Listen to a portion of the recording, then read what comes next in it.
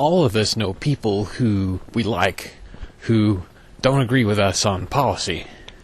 If us means liberty folk, then not agreeing with us on policy ultimately means wanting to hurt us.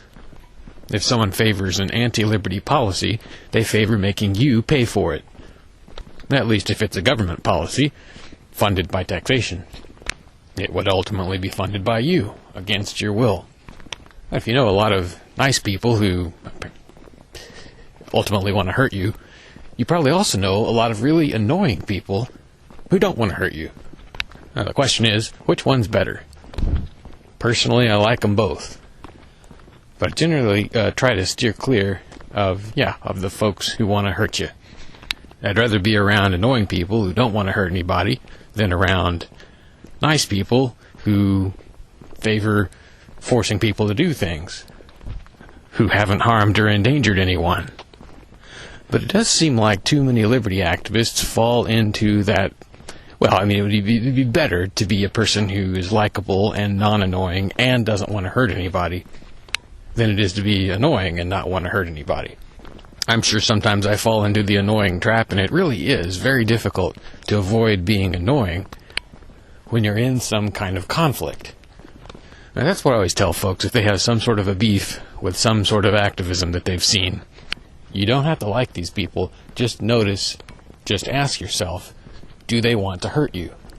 The answer is always no.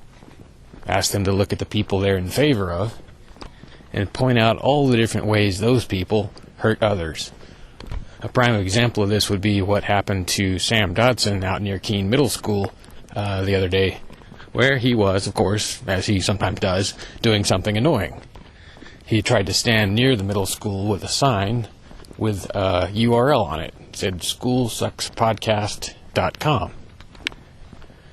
A parent and, I guess, a student got sufficiently angry at him that they hit him, or one of them hit him, and the other one stole the sign.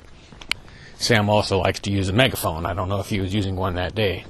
But who's the bad guy here? I mean, the person who is standing on a public sidewalk with a G-rated sign, or the person who hits him and then runs off with his sign. I guess it was more than one person, by the way.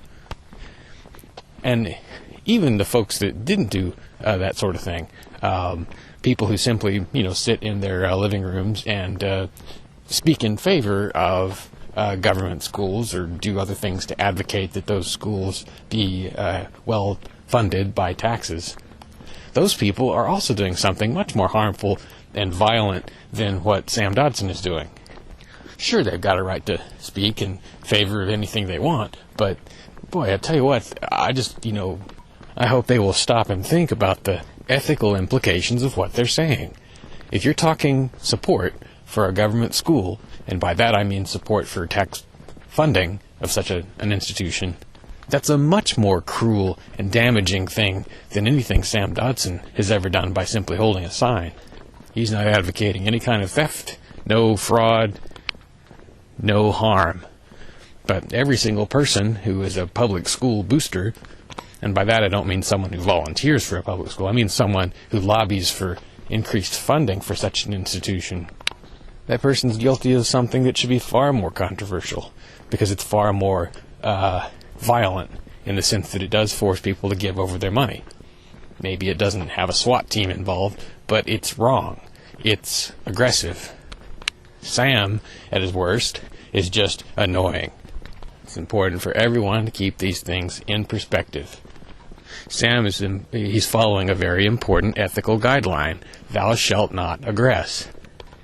And yet, it's like the end of the world when he goes out there and does something within this guideline, holding a sign.